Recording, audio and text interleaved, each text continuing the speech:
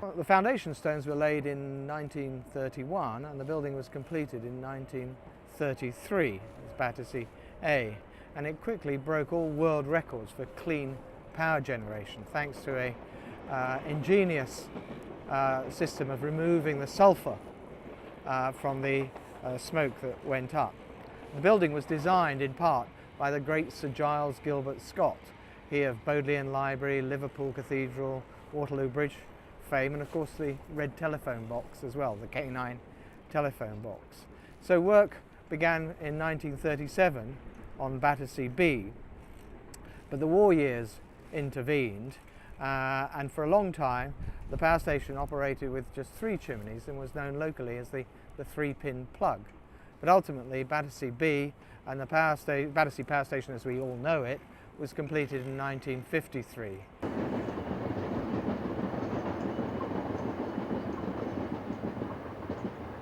One of our ambitions for this site is that it should become a new cultural focus for London, and having the Serpentine here is a first but very important step in the transition of the power station from an electrical to a cultural powerhouse. And what we want to do is, by staging events like this before it's completed, establish our credentials as a new cultural powerhouse for London.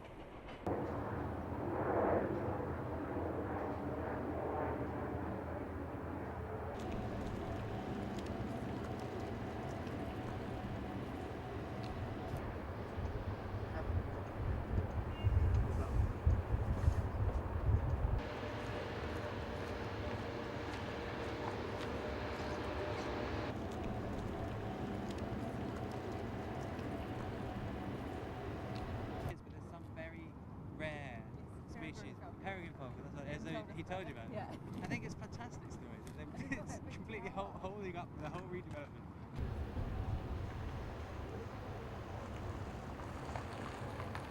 We felt that there is an urgency and a necessity to introduce this extraordinary new generation of artists from China for the first time to London audience, and through that to an international audience.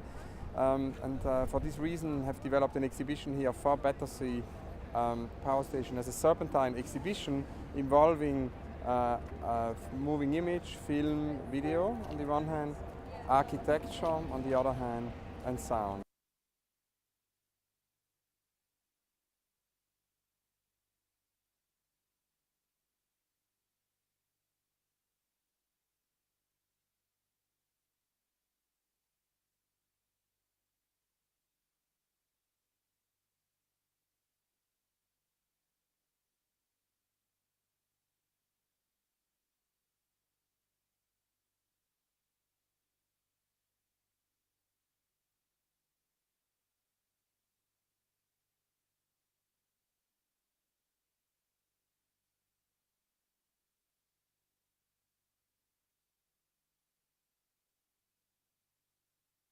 The practical considerations were great, but also were a huge freedom, because it defined it and sharpened our focus.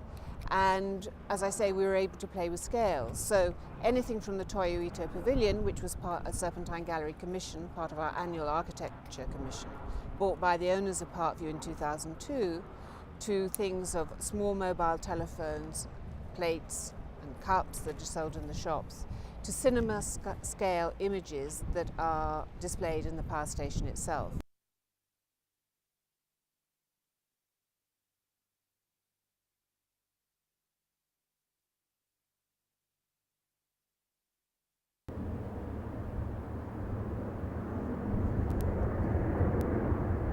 The power station itself is to become a new leisure and entertainment address for London. It's to be a place to come and have a good time, to enjoy yourself in many different ways. So there's going to be bars, clubs, restaurants, including London's most intimate and exclusive restaurant, which will be a one-table affair located at the top of that chimney there.